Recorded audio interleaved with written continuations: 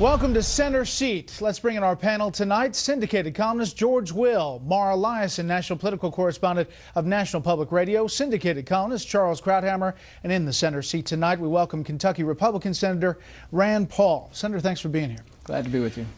A lot of people asking, what do you think happens with Obamacare and where this all ends up, the end game here as we see all of the pieces of this moving forward? You know, I don't think it's fixable. And I think that most of the fixes coming from the executive are unconstitutional. One of the clear separations of powers was that the legislature was supposed to legislate and the president wasn't. He's essentially amended Obamacare maybe 20 some odd times, and I don't think he's allowed to. And so I think it needs to be decided in court. But I think his fix, saying, oh, you can still sell these insurance policies, well, they've quit selling these insurance policies. They're not going to all of a sudden call you up and say, oh, yeah, we can give you the cheaper policy, when they know President Obama is actually forcing them into the more expensive policy within a year. But do you think that the administration, the president, will somehow back down, realizing that the thing's not coming together, or do you think that it's going to take an effort some other way? Well, you know, I had predicted 2 weeks ago that within a month he would do something. Within 2 weeks he did something because it was so horrendous. You know, they were repeating over and over again that he had promised you could keep your doctor, and apparently it isn't true. The other thing that hasn't been reported enough is that we actually had a vote in the Senate. This isn't part of the original Obamacare. It's a regulation passed 3 months later, and we voted to try to get rid of the rule to say you couldn't be canceled. Every Republican said we didn't like the rule and voted against it. Every Democrat, including some of those now running away from this rule, voted to keep this rule, specifically the rule allowing them to cancel your policy. Mark. Senator, what would you like to replace Obamacare with, or do you think that the system we had before the law was passed was just fine? You know, I practiced medicine for 20 years, and I think the system we had wasn't real capitalism, didn't have great competition, and didn't work well. So really, if you want a good system, you need a system that has good competition. For example, I do cataract surgery. My charge was the same as every doctor in the whole country for cataract surgery because Medicare paid for most of it. If you were to double magically the number of ophthalmologists in one night, we'd spend twice as much and the price would be the same because prices don't go up and down. That's a true marketplace. But I think we went the wrong way. He narrowed the marketplace. The only marketplace in medicine were health savings accounts, and he made them smaller. I would make them almost infinite and let them use them for your college education if you didn't use them for your medicine and for your medical care. So tax-free savings to pay for your medical care, and that would be the Republican plan? Well, it helps. And what it does is when you have tax-free accounts, you buy policies with higher deductibles, and they're cheaper. Under Obamacare, you have higher deductibles, and they're not cheaper because they mandate that it covers 15 different items that you have to have. So a 24-year-old single guy has to have dental coverage for his kids that he doesn't have, and pregnancy coverage for the wife he doesn't have. And so under our system, you'd have higher deductibles but lower premiums, but you'd have more freedom as to how to spend your money. Charles.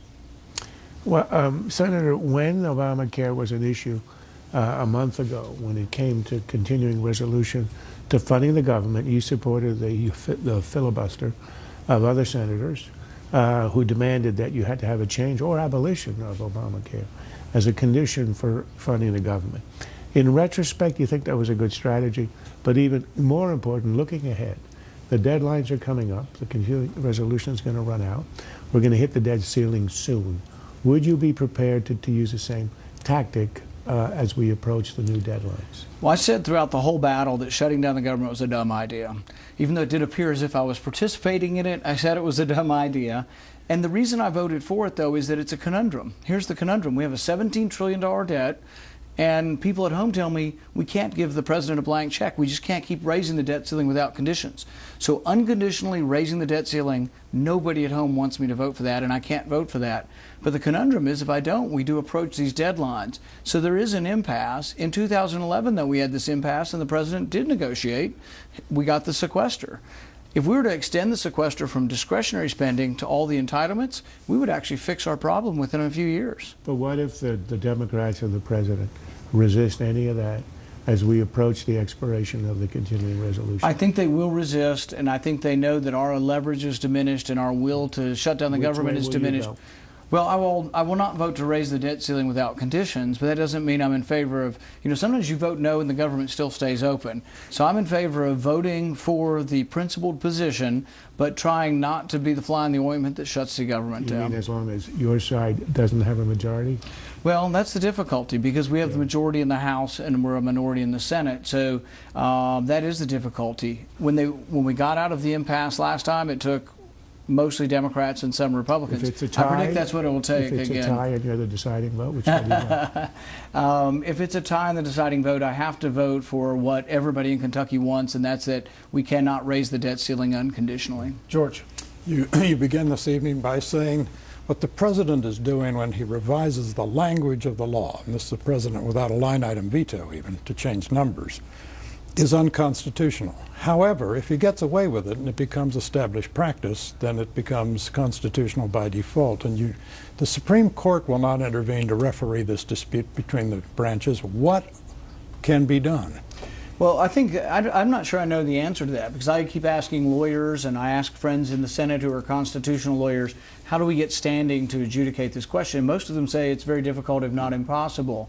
And so I don't know how you answer this. But to me, it's one of the fundamental tenets of our country is the separation of powers. That legislature, in fact, Montesquieu said that if you allow the executive to legislate, you're essentially allowing him to become tyrannical. So we have to do something about it. I think there should be an avenue to the Supreme Court, but so far I haven't discovered how we would do it. The president has now defined success down. That is, a 20% failure rate is considered a success. But if that fix produces that result, 80% in, 20% out, the adverse selection it gets worse.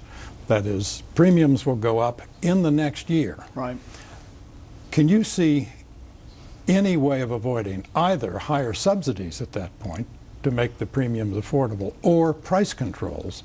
And can you see either of those getting through Congress? No, and that's why I wonder whether he does that unilaterally too. And if we keep getting unilaterally closer and closer to a single-payer system, but you've hit the nail on the head. Young people aren't buying this now. We're trying to force them by penalizing them, but even the penalty's not enough. But if young people don't buy it, the price in a year, it's going to be even higher for the young, healthy people, and it will essentially be a high-risk pool, which is very expensive to cover, and then the prices go higher and higher and higher, and the only fix become more mandates. But that's why it's important. Some people have said the discussion over Obamacare isn't about health care. It's about freedom of choice versus coercion. The president is coercing you into 4 plans, and he's telling you exactly what you have to buy. This is extraordinary in our country, and that's why the whole Supreme Court case was something that was incredibly important, and I'm still incredibly disappointed at the outcome. Senator, we asked some people to tweet in questions to you. One of them from Mock Tink writes this: do you think that the two sides can get a budget done, or are we doomed to a continuing resolution for the rest of President Obama's term in office? Doomed. Period. Well, the reason is that, for example, the budget in the House doesn't raise taxes. The Republican budget doesn't raise taxes. The Senate budget raises taxes $1 trillion.